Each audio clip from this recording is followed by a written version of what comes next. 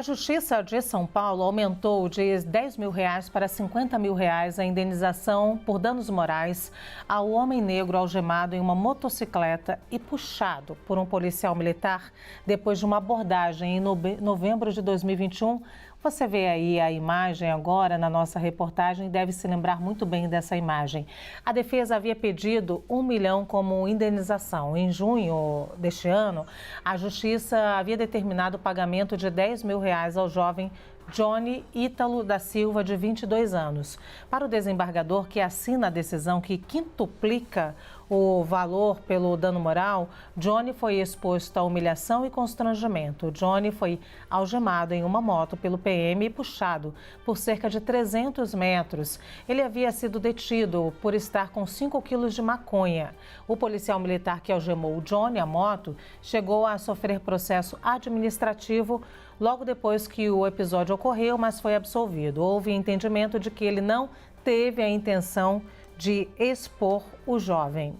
Vamos ao debate, então. O PM foi absolvido no processo administrativo porque, como dissemos, houve o entendimento de que ele não teve a intenção de expor o jovem. Agora, todos devem concordar que, com ou sem a intenção, é óbvio que não é aceitável, dentro das normas que nós conhecemos, algemar uma pessoa a uma moto e sair andando com ela. Dito isso, processos administrativos deveriam ser mais rigorosos, mas antes, é claro, eu quero apresentar aqui os nossos debatedores. Temos aqui comigo, como sempre, a Janaína Pascoal, o Clever Vasconcelos, que desceu, estava comigo aqui no primeiro bloco, o Flávio de Leão Bastos e o Álvaro de Azevedo, todos muito bem-vindos. Vou começar pela Janaína. Olha, talvez uma advertência, pelo menos, fosse cabível para ficar o sinal, né, a sinalização de que esse tipo de comportamento não é adequado, seja pela exposição, pela humilhação que foi reconhecida pelo Poder Judiciário, ou pelo próprio risco, porque na medida em que você algema uma pessoa, uma motocicleta e sai em movimento, essa pessoa pode cair, pode se machucar, pode eventualmente até sofrer ali uma forma de atropelamento. Então, uma sanção, né, ainda que menor, né, do que um eventual afastamento, uma exoneração, seria adequada.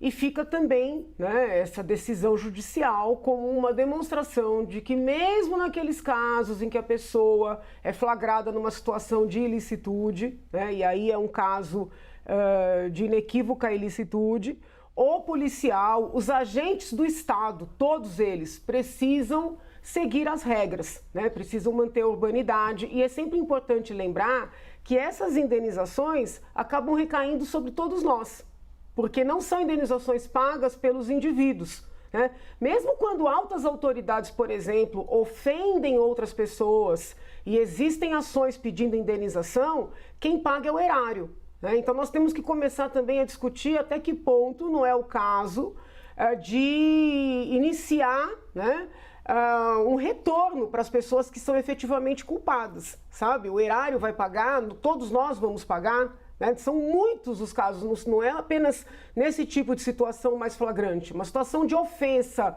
né, de uma autoridade durante um julgamento, por exemplo, numa sessão pública, quem paga é o erário. Aí as pessoas se sentem confortáveis para continuarem, né, ofendendo, não cumprindo regras, porque não dói no bolso dessas próprias pessoas, né? Muito bem observado esse ponto aí pela Janaína. Flávio. Bem, é evidente que uma sanção sobre o policial, o profissional, também vejo, como disse bem a professora Janaína, aliás, boa tarde, professora Janaína, professor Álvaro, professor Clever e Lu, é importante. Eu lembro que os policiais militares são submetidos aos princípios da hierarquia e da disciplina do direito militar.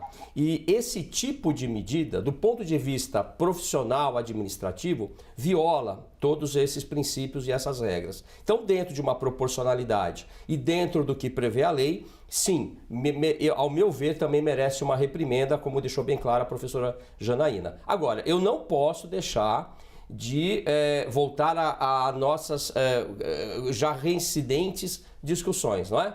Isso me lembra aqueles quadros do Debré, da época do regime escravagista, né? Aquelas pinturas terríveis, né? É um capitão do mato puxando um escravo. É exatamente a prova de que a escravidão ainda habita o consciente e o inconsciente da nossa sociedade. Isso é um absurdo. Para mim, 50 mil ficou baixo.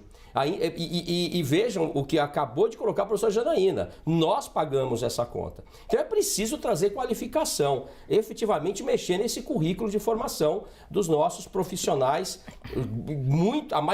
na sua maioria, grandes profissionais, mas precisamos discutir definitivamente essa questão da abordagem sobre pessoas pretas, pardas, nas periferias, etc. Nós voltamos sempre a esse ponto. Então, Lu, professora Janaína, Álvaro, Clever, eu vejo dessa forma essa terrível situação. É interessante essa imagem que traz aqui o Flávio para a gente, porque eu acho que quem lembra e quem lida muito com questões raciais, lembra imediatamente dessa imagem, né? Quando vê aquela imagem, ele lembra exatamente essas imagens das pinturas do Debré, que mostram os maus tratos com pessoas escravizadas, seres humanos escravizados aqui no Brasil. E a gente tem isso ao longo da história da polícia militar, infelizmente. A gente tem aquela imagem da década de 80, inclusive de homens, uma foto premiada de homens amarrados por corda no pescoço. E vimos agora, muito recentemente, também um jovem, né, que furtava bombom, preso pelas pernas e pelos braços. Tem uma coisa do imaginário também, ô Clever, que além de tudo pesa muito para quem faz, mas muito mais, obviamente, para quem sofre, né? Bom, boa tarde mais uma vez, Luciana, meus queridos colegas. Eu trago 2 pontos para reflexão aqui. Quando a Janaína fala nesse valor, cair uma recarga para todos nós, cidadãos contribuintes, é bom que se diga também que existe a possibilidade da ação regressiva, né? O Estado, se for condenado a pagar esse valor, ele também tem que cobrar esse valor correspondente daquele que deu a causa, cumpridos os requisitos legais. Ou seja, não pode ficar barato só o Estado pagar. Se a pessoa deu causa, cumprindo alguns requisitos legais, uma ação dolosa, etc., o Estado tem que perseguir o causador do dano para que esse valor pago seja indenizado ao Estado porque ele repassou isso para a questão privada. Então, essa ideia da ação regressiva é importante. Outra questão que eu trago a respeito da Polícia Militar, o trabalho da Polícia Militar tem que ser profissional. Profissional. Por isso que eu realço aqui a importância, porque trabalhar na rua é complicado, a questão da violência é extremamente complicada. Mas é importante que o policial militar, o policial civil, aliás, todo profissional, tem que ter curso de reciclagem constante. Uma verdadeira escola dentro da carreira, para que a pessoa possa ver esses erros, para que a pessoa possa refletir sobre essa situação, para que essas situações não se repitam no nosso cotidiano. Então, eu sou um fã das escolas de aperfeiçoamento profissional nas profissões de cada um, para que as pessoas vejam os erros cometidos e, a partir daí, evitem esses danos que, como muito bem disse a Janaína, podem, sopesar, podem, carregar o Estado com indenizações astronômicas e aí a gente paga a conta. Ou seja, a educação preventiva, cursos de reciclagem, profissionalismo da polícia e de todos os profissionais que trabalham no Estado. Escolas permanentes, com aulas práticas, com aulas teóricas, com trabalho psicológico, para que a atividade policial seja uma atividade que todo mundo tenha orgulho, honra, porque representa, em última análise, o Estado brasileiro, né? Aliás, Álvaro, eu fiquei me perguntando aqui se corda, depois de falar de tantos episódios envolvendo cordas, se cordas fazem parte do material de trabalho dos policiais militares. É claro que eu estou dando aqui ao vivo um serviço para a minha equipe, para a gente pesquisar, porque não ouvi falar que cordas fizesse parte, mas elas carregam cordas e a gente tem aí visto alguns episódios de pessoas amarradas, né? Mas vai lá, para você. Bom, boa tarde então a todas e a todos, Janaína, Clever, querido Flávio, um grande amigo aqui, Lu. de fato, ainda que faça parte, seguramente a corda não é utilizada, ou pelo menos não deve ser pensada a ser utilizada com esse fim, né? Se for exatamente para algum tipo de auxílio, porque a polícia ela tem que ser ostensiva e comunitária. A polícia ela deve também auxiliar a comunidade. Então, se precisar rebocar um carro, se precisar ajudar alguém na comunidade, até aquela imagem frugal que as pessoas costumam utilizar de resgatar um gatinho em cima da árvore. Então, a corda pode ser útil nesse momento, mas seguramente ela não é o instrumento adequado para prisão de uma pessoa, né? Eu me recordo aqui de uma campanha que dizia: imagine a dor, adivinhe a cor. Eu colocaria, imagine a cor, quanto custa a dor.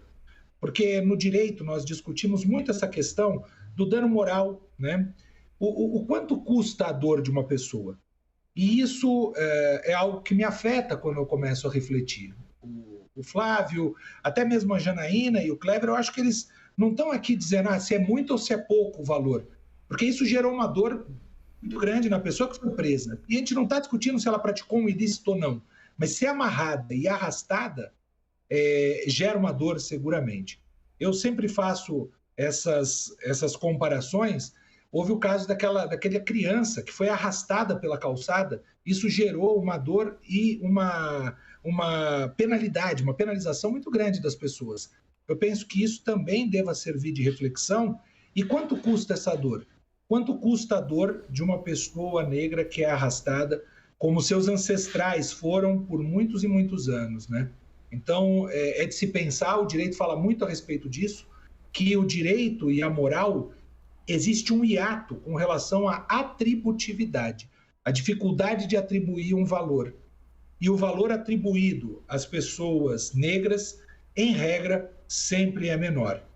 Mas para além disso também, e aí é uma outra discussão que não cabe aqui nessa bancada, que vai envolver aí a possibilidade do Estado remunerar ou não, quanto custa uma vida? Quanto custa uma vida? Os tribunais de justiça têm aí girado em torno de 100 a 150 mil reais o custo de uma vida. Será que uma vida custa isso?